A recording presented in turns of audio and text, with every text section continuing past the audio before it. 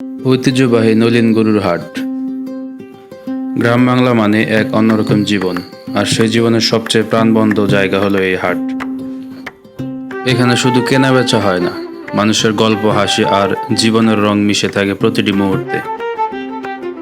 এই হাট শুধু বাজার নয়, এটা গ্রামের মানুষের মিলন মেলা।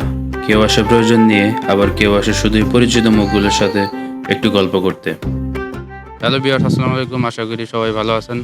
তো আজকে আপনাদের দেখাবো বিখ্যাত সেই নলিন হাটের কিছু ভিডিও প্রামাণ্যচিত্র।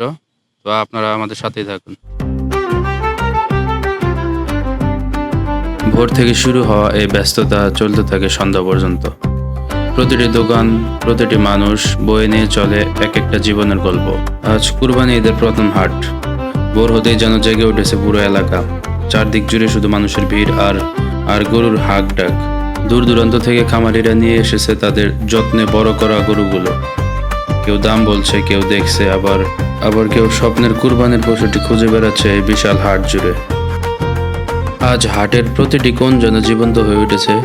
ছোট বড় নানা জাতের গরু নিয়ে বসেছে বিক্রেতারা। কোথাও বিশাল আকৃতির গরুকে ঘিরে মানুষের ভিড়। গরু কি ভাই? জি ভাই, এটা কত সেল দিবেন আপনার? চিন্তা ভাবনা আছে আপনাদের 120, 1,20,000। 1,20,000 না? জি। আচ্ছা, এখন কি আপনার দাম কি কম বলতেছে ক্রেতা নাকি বেশি বলতেছে? কম বলতেছি। কম বলতেছে না? কুরবানির ঈদের এই ব্যস্ত হাটে শুধু গরুর বাজারে নয়, পাশাপাশি বসেছে কাঁচা সবজির বিশাল বাজারও। সারি সারি দোকানে সাজানো টাটকা শাকসবজি, সবুজ মরিচ, টমেটো, বেগুন, শসা আর লাউয়ের রঙে পুরো হাট যেন আরো জীবন্ত হয়ে উঠেছে।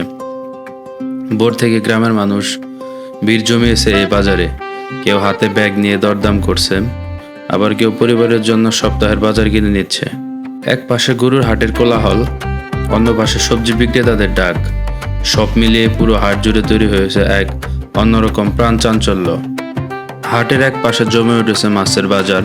চারদিকে জুড়ে শুধু মানুষের ভিড় আর মাছ বিক্রেতাদের হাঁক ডাক।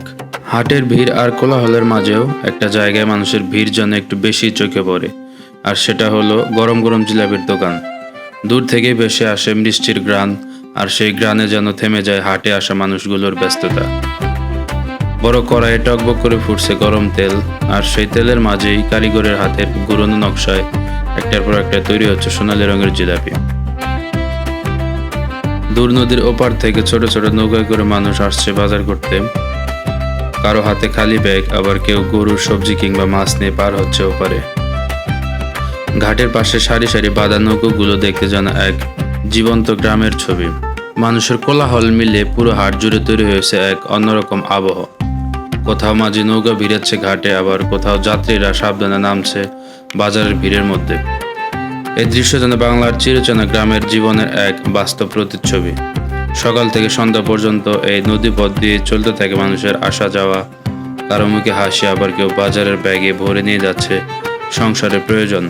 নদীর ওপার থেকে আসা মানুষগুলোর কাছে এই হাট শুধু বাজার নয়, এটা আমাদের দৈনন্দিন জীবনের সবচেয়ে গুরুত্বপূর্ণ জায়গা। ছোট ছোট নৌকাগুলো প্রতিদিন বয়ে নিয়ে যায় মানুষের আশা, প্রয়োজন আর জীবিকার গল্প।